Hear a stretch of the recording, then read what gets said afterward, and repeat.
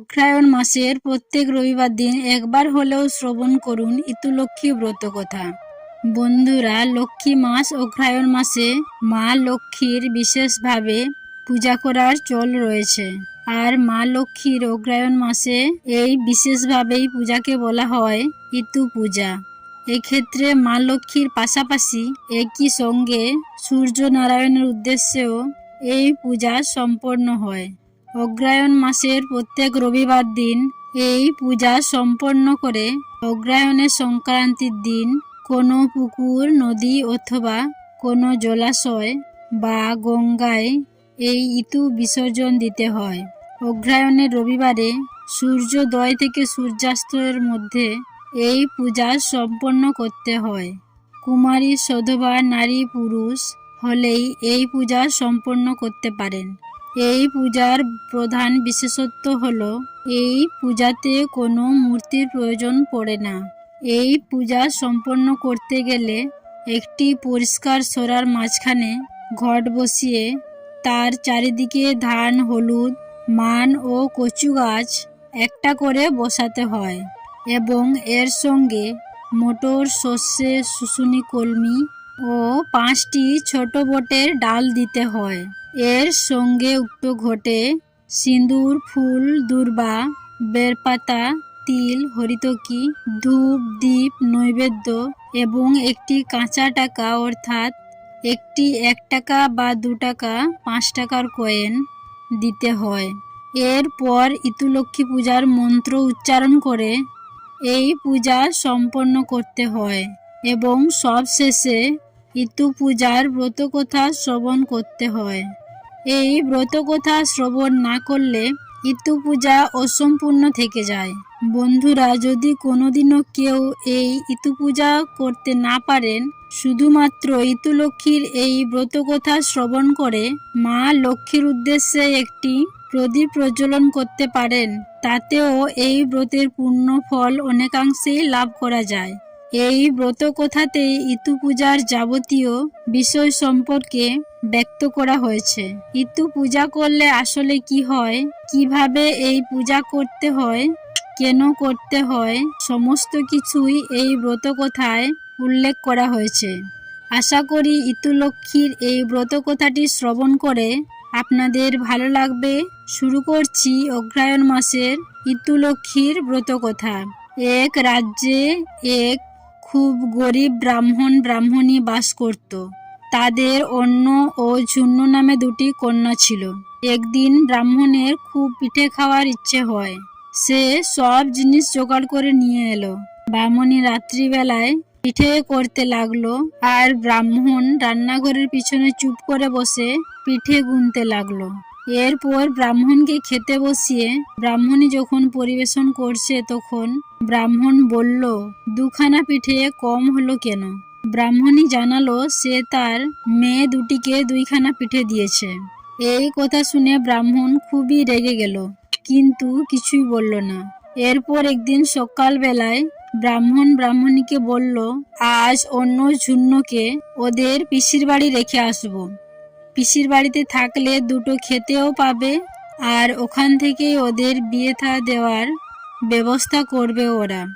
আমার বোনের অবস্থা তো খুব ভালো, এতদিন আমি অভিমান করে যাইনি। ব্রাহ্মণী খুশি না হলেও মুখে কিছুই বলতে পারল না। ব্রাহ্মণ 2 কন্যাকে নিয়ে বাড়ি থেকে রওনা হলো। অনেকখানি হাঁটার পর বেলা প্রায় দুপুরে ব্রাহ্মণ মেয়ে 2টিকে নিয়ে একটি বনের মধ্যে প্রবেশ করল। মেয়ে 2টি ক্ষুধা তৃষ্ণায় খুবই কাতর হয়ে পড়েছিল। তারা আর দাঁড়িয়ে থাকতে পারল না। একটি বটগাছের ছায়ায় তাদের বাবার কোলে মাথা রেখে তারা ঘুমিয়ে পড়ল। দুষ্ট ব্রাহ্মণ এইটাই চাইছিল। এই সুযোগ দেখে একটি ইটের উপর মেয়ে 2টির মাথা রেখে চুপি চুপি পালিয়ে গেল।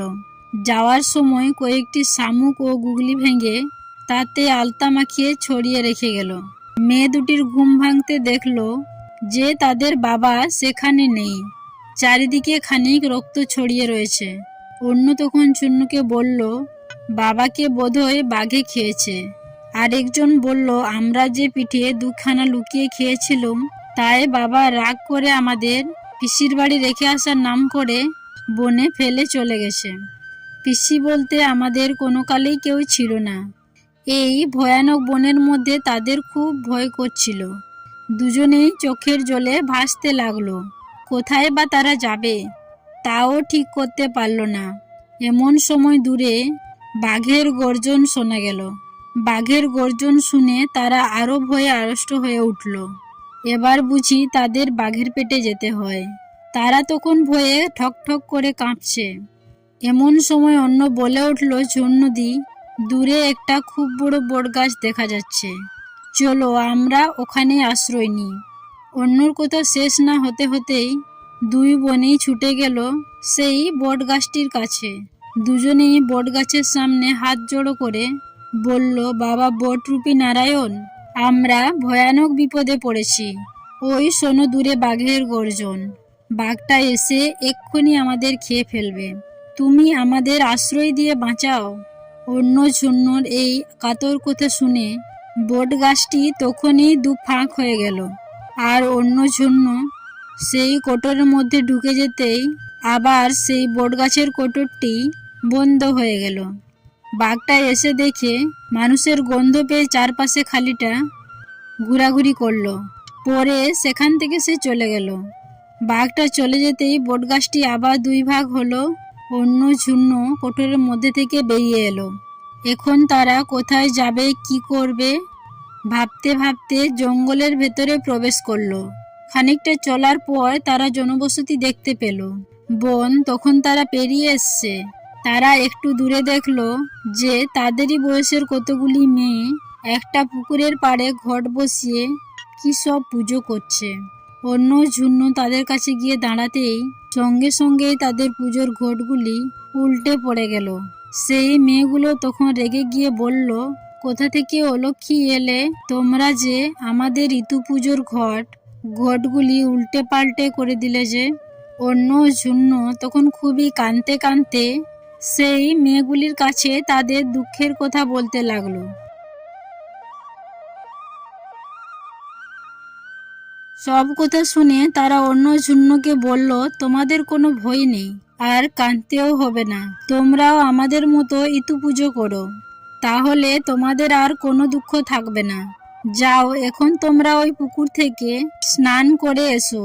সেই মেয়েদের কথা মতো অন্য ঝুন্য যেই পুকুরে নেমেছে অমনি সেই পুকুরের জল সব শুকিয়ে গেল ও জলের মাছগুলো ছটফট করে লাফাতে লাগলো। অন্য ঝুন্য এই ব্যাপারটা দেখে কাঁদতে কাঁদতে আবার মেয়েগুলোর কাছে ফিরে এসে সব কথা বলল। মেয়েরা তখন বলল, এই নাও ঘটের দূর্বা দিচ্ছি, নিয়ে গিয়ে পুকুরে ফেলে দাও। ওদের কথা মতো অন্য ঝুন্য দূর্বাগুলো নিয়ে গিয়ে পুকুরে ফেলে দিতেই আবার পুকুর জলে ভরে উঠল। তখন তারা দুজনেই পুকুরে স্নান করে নিল। স্নান করে ফিরে আসতেই মেয়েগুলো তাদের ঘট আর দূর্বা দিয়ে ঋতু পুজো করলো। পুজোর পর তারা বলল, এইবার ইতুর কাছে বর চেয়ে নাও। অন্য ঝুন্য তখন ইতুর কাছে বর চাইল, ইতু দেবী, আমাদের এই বর দাও যাতে আমাদের বাবা মায়ের দুঃখ দূর হয় আর ঘর ভর্তি সোনাদানা ও টাকা পয়সা হয়। তারপর মেয়েগুলা বলল, এইবার তোমরা খুব ভক্তি করে ঘট নিয়ে বাড়ির দিকে যাও। তখন ঘট নিয়ে অন্য ঝুন্য বাড়ির দিকে রওনা হলো। ইতু দেবী তাদের পথ দেখিয়ে দিলেন। এদিকে অন্য ঝুন্নর মাতা পিতা ইতু দেবীর বরে রাজার মতো ঐশ্বর্যের মালিক হলো। দুই বোন ক্রমে ঘট হাতে নিয়ে বাড়িতে এসে বলল, মা, আমরা এসেছি। তার পিতা তাদের দেখে আশ্চর্য হয়ে বলল, তোরা এতদিন বেঁচেছিলি? কোথা থেকে ফিরে এলি এখন? এখনো তোরা মরিসনি? অন্য বলল, বাবা, আমরা যদি মরতুম তাহলে তোমরা এত ধনী হতে পারতে না। আমরাই ঋতু পুজো করে মাকে সন্তুষ্ট করে তোমার ধনী হবার বর চেয়েছিলাম, তাই আজ তুমি এত বড়লোক হতে পেরেছ। তখন তাদের বাবা মা আদর করে মেয়ে দুটিকে ঘরে ডেকে নিয়ে এলো। ব্রাহ্মণীও তাদের মুখে সব কথা শুনে ঋতু পূজা আরম্ভ করলো। বছর খানেকের মধ্যেই ব্রাহ্মণ ও ব্রাহ্মণীর একটি ফুটফুটে ছেলে সন্তান হলো। ধন ঐশ্বর্য ও সন্তানদের নিয়ে মনের সুখে ঘর সংসার করতে লাগলো। এইভাবে কিছুদিন কেটে যাবার পর একদিন এক রাজপুত্র এবং তার বন্ধু কোটাল পুত্র দুজনে অনেক লোকজন সঙ্গে নিয়ে ব্রাহ্মণের বাড়িতে এসে হাজির হলেন। বেলা তখন দুপুর। তারা তখন ক্ষুধা তৃষ্ণায় অস্থির। রাজপুত্র এসে সামনে অন্যকে দেখতে পেয়ে বললেন, আমাদের খুব তেষ্টা পেয়েছে, আমাদের একটু জল খাওয়াতে পারো? অন্য তখনই ছুটে গিয়ে একটা ছোট্ট ভাঁড়ে করে এক ভাঁড় জল এনে দিল। এক ভাঁড় জল খেয়ে রাজপুত্র ভয়ানক রাগ হলো, কিন্তু কি আর করবেন, ভাবলেন যেটুকু জল পাওয়া গেছে সেইটুকুই এখন খেয়ে নেওয়া যাক। এইভাবে রাজপুত্র ভাঁড়টি মুখে তুলে জল খেতে আরম্ভ করলো। কিন্তু কি আশ্চর্য, যত জল খান ভাঁড়টির জল কিছুতেই ফুরায় না। তখন তিনি তার বন্ধুকেও সেই ভাঁড়ের জল খেতে দিলেন। তারাও প্রাণ ভরে জল খেলো সবাই মিলে। তবুও ভাঁড়ের জল যেমন ছিল তেমনই রইল। তখন সকলে অন্যকে ধন্য ধন্য করতে লাগলো। রাজপুত্র অন্যকে বললেন তার বাবাকে ডেকে নিয়ে আসতে। অন্য গিয়ে ব্রাহ্মণকে ডেকে নিয়ে আসলো। রাজপুত্র ব্রাহ্মণকে বললেন, আপনার মেয়েটি বড় ভালো, আমি মদ্রদেশের যুবরাজ, যদি আপনার কোনো আপত্তি না থাকে তাহলে আমি আপনার এই মেয়েটিকে বিবাহ করতে চাই। ব্রাহ্মণ তখন বলল, আপত্তি আমার কিছুই নেই, তবে আমার আরও একটি মেয়ে আছে, তারও এখনো বিয়ে হয়নি। যুবরাজ বললেন, আমার সঙ্গে আছেন আমার বন্ধু কোটাল পুত্র, আপনি ইচ্ছা করলে আমাদের দুজনকেই 2 মেয়ে দান করতে পারেন। ব্রাহ্মণ দেখলেন চমৎকার সুযোগ, সে আর দেরি করল না। গোধূলি লগ্নে অন্যর সঙ্গে যুবরাজের আর ঝুন্নুর সঙ্গে কোটালের পুত্রের বিয়ে হয়ে গেল। পরের দিন অন্য ঝুন্নু শ্বশুরবাড়ি যাওয়ার সময় ব্রাহ্মণ বললেন, তোরা কি খেয়ে শ্বশুরবাড়ি যাবি? অন্য বলল, আমি এখন রাজার রানী, সরু চালের ভাত আর মাগুর মাছের ঝোল ভালো করে রান্না করে দাও, আমি তাই খেয়ে পান চিবোতে চিবোতে হাতির পিঠের বসে শ্বশুরবাড়ি যাব। আর ঝুন্নু বলল, আজ অগ্রহায়ণের রবিবার, ফল মূল নিরামিষ খেয়ে ইতুর ঘট মাথায় নিয়ে আমি হাতির পিঠে চড়ে শ্বশুরবাড়ি যাব। শেষ পর্যন্ত 2 বোনের খাওয়ার 2 রকম ব্যবস্থাই হলো। তারা খেয়ে দিয়ে যে যার স্বামীর সঙ্গে হাতির পিঠে চড়ে তারা তাদের শ্বশুর বাড়ির দিকে রওনা হলো। অন্য যে পথ দিয়ে যেতে লাগলো তাদের সামনে পড়ল গৃহদাহ, মরক, দুর্ভিক্ষ এবং যত সব অমঙ্গল হলের চিহ্ন।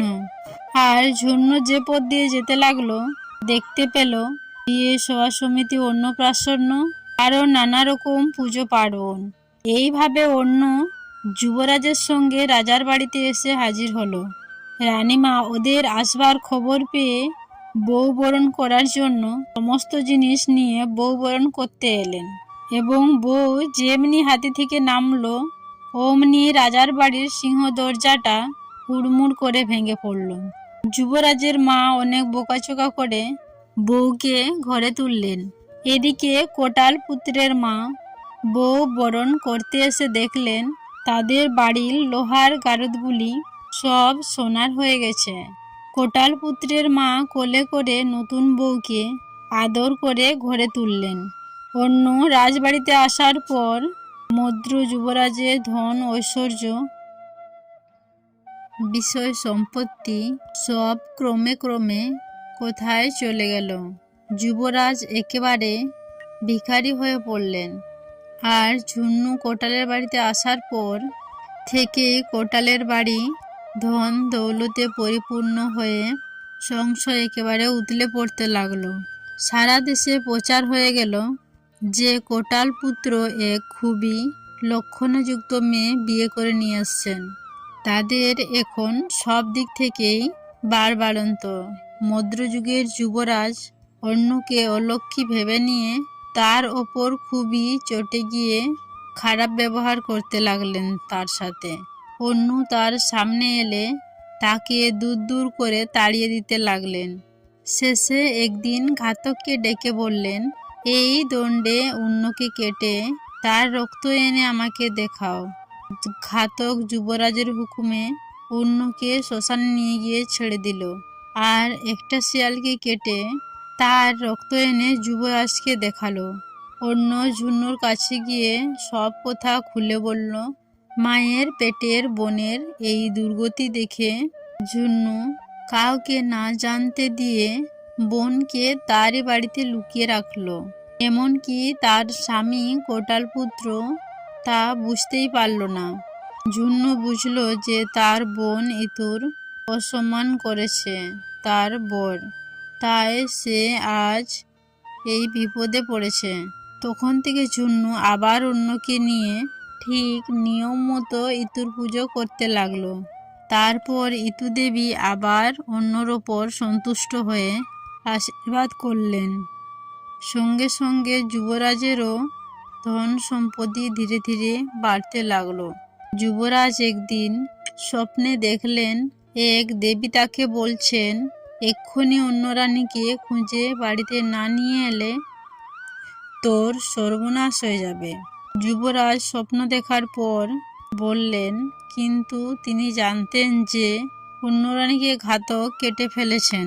শেষে যুবরাজ কোটালপুত্রকে ডেকে পাঠিয়ে সব কথা জানালেন।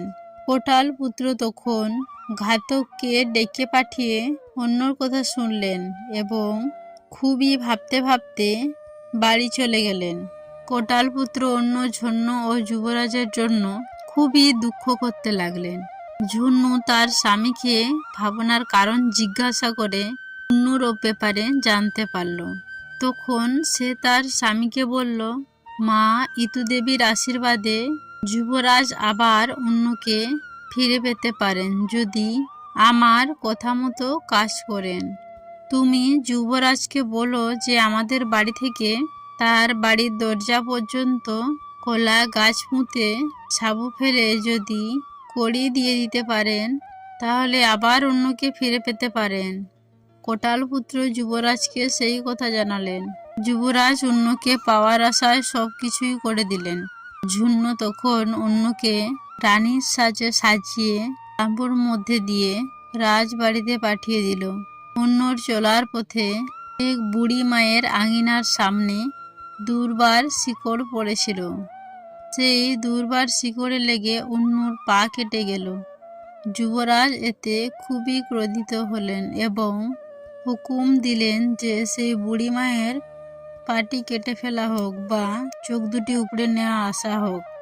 বলার সঙ্গে সঙ্গে যুবরাজের হুকুম মতো তাই করা হলো।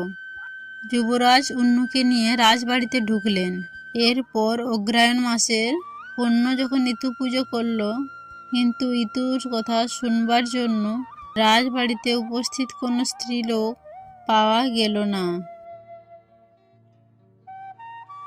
অন্য তখন যুবরাজকে বলল, একজন স্ত্রীলোক চায় যে ইতুর কথা শুনবে। যুবরাজ তখনই লোক পাঠালেন। রাজ্যের মধ্যে যে স্ত্রীলোক উপসী আছে তাকে রাজবাড়িতে নিয়ে আসা হোক। রাজবাড়ির লোক ছুটল চারিদিকে, কোনোদিকে উপসী স্ত্রীলোক কোথাও খুঁজে পেলেন না তারা। শেষে তারা সেই অন্ধ বুড়ি উপসী জেনে ধরে নিয়ে আসলো। সে তো কিছুতেই আসবে না, আর সে বলতে শুরু করলো, ওই অলসী রাক্ষসীর জন্য আমার সন্তানের প্রাণ গেল, আমি অন্ধ হয়ে গেলুম, আমি কিছুতেই সেখানে যাব না। যাই হোক, রাজবাড়ির লোকেরা তাকে জোর করে তুলে নিয়ে গেল। সে অন্যর কাছে আসতে অন্য তাকে বলল, বুড়িমা, তোমার কোনো ভয় নেই, তুমি আমার ইতুর কথা শোনো, আবার তোমার সব হবে। বুড়িমা ইতু দেবীর কথা শোনার পর ইতু মায়ের কাছে বর প্রার্থনা করল তার সন্তানেরা বেঁচে ফিরুক আর তার চোখ যেন সে ফিরে পায়। ইতু দেবীর আশীর্বাদে তাই হলো। বুড়ি তার সন্তানদেরকেও ফিরে পেল এবং তার চোখও ফিরে পেল। এরপর সেই বুড়িমা চারিদিকে বলে বেড়াতে লাগলো যে রানীমা, অন্য ঋতু পূজার কথা শুনে সে আবার তার সমস্ত কিছু ফিরে পেল। এইভাবে ঋতু দেবীর পূজা শুরু হলো। আর ঋতু দেবীর পূজার শেষে এই মন্ত্রটি বলে ঘট প্রণাম করতে হয়। অষ্ট চাল অষ্ট দুর্বা কলস পাত্রে ধুয়ে শুনো এক মনে ইতুর কথা, সবে প্রাণ ভরে। ইতু দেন বর, ধন ধান্যে পুত্র পৌত্রে, বাড়ুক তাদের ঘর। কাঠি কুঠি কুড়োতে গেলাম, ইতুর কথা শুনে এলাম। এ কথা শুনলে কি হয়, নির্ধনের ধন হয়, অপুত্রের পুত্র হয়, অশরণের শরণ হয়, অন্ধের চক্ষু হয়, আইবুড়োর বিয়ে হয়, অন্তিমকালে স্বর্গে যায়। আশা করছি দর্শক বন্ধুরা এই ইতুলক্ষ্মীর ব্রত কথাটি শ্রবণ করে আপনাদের ভালো লেগেছে। ভালো লাগলে লাইক করবেন, পারলে শেয়ার করবেন এবং কমেন্টে আমাকে অবশ্যই লিখে যাবেন জয় মা লক্ষ্মীর জয়। সবাই ভালো থাকবেন, সুস্থ থাকবেন এই কামনা করে আজকের ভিডিওটা আমি এখানেই শেষ করলাম। নমস্কার ও ধন্যবাদ। ঈশ্বর আপনার মঙ্গল করুক।